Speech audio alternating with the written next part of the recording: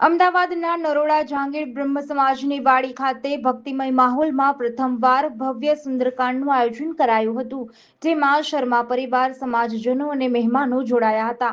અમદાવાદના નરોડા સ્થિત જહાંગીર બ્રહ્મ સમાજની વાડી ખાતે રામકુમાર તથા દયારામ અર્જુનલાલ શર્મા પરિવાર દ્વારા સમસ્ત ખંડેલવાલ પરિવારના સૌજન્યથી ભવ્ય સુંદરકાંડનું આયોજન કરવામાં આવ્યું હતું.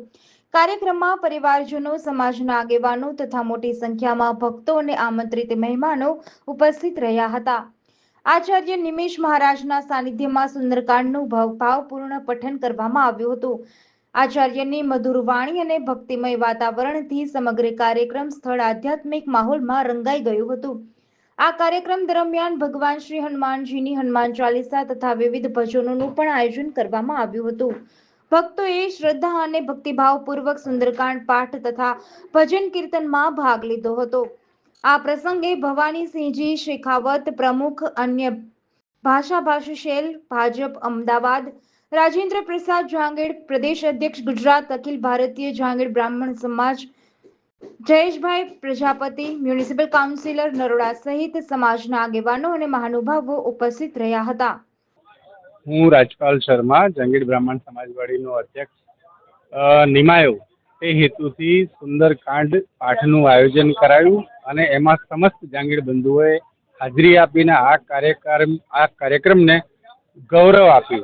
અને ભવાનીસિંહજી, એમની સાથે સાહિત્ય વિભાગના શ્રી ઋષિ શર્મા, બધા લોકો આવ્યા અને આખા સમાજના તમામ મહત્વના પદે વિરાજમાન લોકો, જહાંગીર બ્રાહ્મણ સમાજના અધ્યક્ષ શ્રી રાજેન્દ્રજી એ પણ આવ્યા અને કાર્યક્રમને સંપૂર્ણ અને સુંદર રીતે સંપન્ન કરાવ્યું.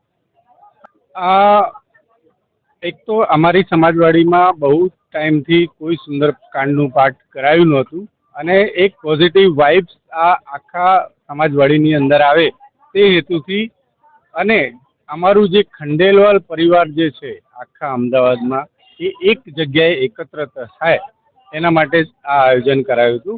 અને બધાને ભોજન, મારા તરફથી બધાને એવી ઈચ્છા હતી કે ભાઈ તમારા તરફથી અમારે ભોજન કરવું છે, એટલે એ રીતનું એક મનમાં આવ્યું ને હનુમાનજીનું સુંદરકાંડ બોલેલું હતું, એટલે આ આયોજન કરાયું.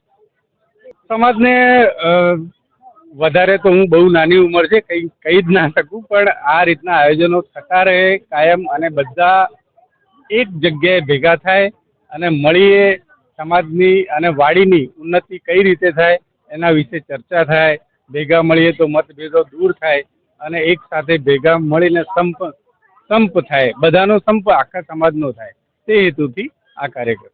જીડીસી ન્યૂઝ સાથે સંજીવ રાજપૂત, અમદાવાદ.